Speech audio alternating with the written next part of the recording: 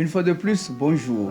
Content de vous savoir nombreux, surtout après le buzz de notre première vidéo sur les esprits de la première catégorie. Voici le moment tant attendu où nous allons parler des esprits de la deuxième catégorie.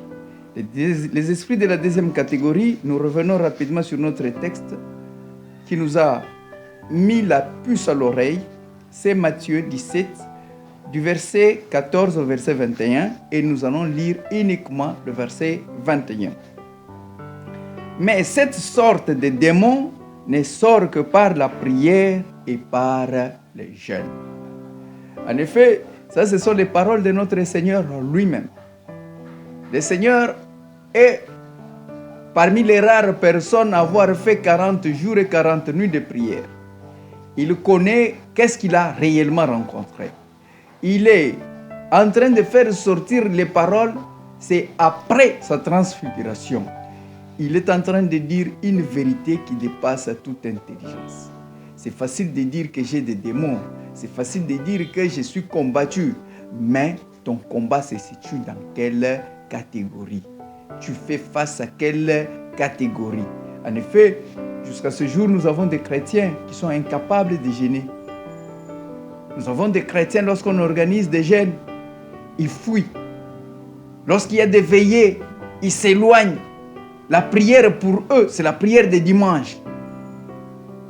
L'une des conséquences d'être un chrétien de dimanche, c'est parce qu'il y a des combats que tu ne peux pas affronter. L'une des conséquences d'être un serviteur qui ne fait que manger, c'est parce qu'il y a des combats que tu ne peux pas affronter. Donc les esprits de la deuxième catégorie, le Seigneur donne le profil spirituel des personnes qui peuvent affronter ces esprits. Ce sont des gens qui doivent jeûner et beaucoup prier.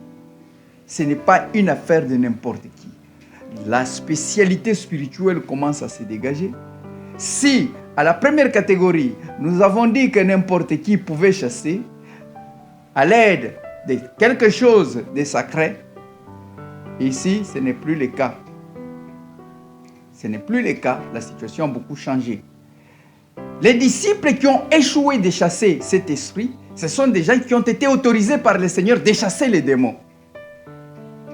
Mais comme dans leur discipline individuelle, il n'y avait pas la prière et la vie des jeunes, ils ont échoué. C'est la situation qui arrive dans la vie de plusieurs.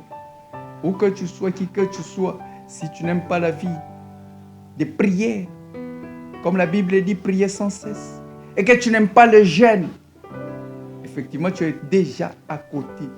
C'est déjà un combat des spécialistes, des personnes qui prient et qui jeûnent. Ces esprits, ce sont des esprits souvent qui ont l'habitude d'humilier les gens. Quand ils sont dans ta vie, c'est pour t'humilier.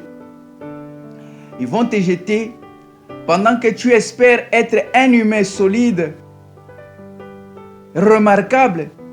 Ces esprits ont toujours l'habitude de perdre l'humanisme dans la personne, au point que la personne commence à vivre avec des doutes. Il se voit différent des autres. Il se voit différent, incapable de faire telle ou telle autre chose. Donc ce sont des choses qui commencent à naître dans sa vie. Et les difficultés apparaissent assez régulièrement. Je prends souvent le cas des personnes qui souffrent, par exemple aujourd'hui, des maladies de sida. Même si vous pouvez conforter cette personne avec des paroles, mais en elle, c'est une personne qui sait, elle est différente des autres. Prenons toutes les formes de maladies actuellement, surtout les maladies qui nous présentent une issue qui n'est que la mort. Vous verrez que ce sont des maladies que dès que ça entre, la personne perd directement sa foi, sa croyance, il perd son humanité. Il peut parler, mais il n'est plus ce qu'il devrait être. Son oui n'est plus un oui vraiment assidu, mais c'est un oui superficiel. C'est ce qu'on commence à voir. Et ces esprits sont très présents. Des maladies incurables, c'est vraiment l'affaire de ces esprits. Les situations qui ne font que revenir dans la vie des personnes. Je connais par exemple, il y a une maman qui a avorté plus de 7 fois. qui a fait des fausses couches pour avorter, qui a fait des fausses couches plus de 7 fois. Et chaque fois qu'elle sentait des mots, elle savait déjà, voilà l'issue. C'est comme ça que ça a toujours commencé dans ma vie et c'est comme ça que ça va finir. Et cette maman a cherché des serviteurs. Dans la plupart des cas, ce sont des serviteurs qui vous roulent le carrosse. Et ces serviteurs qui roulent le carrosse, souvent ce sont des gens qui n'aiment pas prier. Ce sont des gens qui n'aiment pas gêner. Et ça devient compliqué puisque vous allez chercher la solution là où il n'y en a pas. La vie des prières et des jeûnes est le seul profil reconnu aux gens capables d'affronter les esprits de la deuxième catégorie. Donc vous voyez, peuple de Dieu, que nous sommes combattus, mais par quoi? Et chacun est censé connaître la forme du combat qui se trouve dans sa vie. Quand tu connais la forme du combat, tu sais t'y préparer. Et quand tu t'y prépares convenablement, tu as beaucoup de chances de remporter, de trouver une solution à ton problème. Ce sont des choses qui sont arrivées plusieurs fois. Je connais, il y a une dame qui a aussi divorcé plus de 4 fois. Et chaque fois, c'est pratiquement les mêmes raisons qui arrivent. Et tous ces mariages, ce sont des mariages qui commencent avec gloire. Mais ça finit toujours par des formes d'humiliation que vous n'avez pas idée. C'est-à-dire que la femme a donné de l'argent à son mari, puisque c'était une femme qui avait suffisamment de moyens, et que le mari, prenant l'argent de la femme, il va aller épouser une autre femme. Ce sont des humiliations que vous ne savez pas comprendre. Mais lorsque les gens traitent des questions comme ça, ils veulent seulement dire non, ce sont des combats, il faut prier, il faut... Non, il faut cerner les combats réellement. Vous êtes dans quelle catégorie du combat? Et lorsque vous vous situez dans la catégorie du combat, cherchez les profils.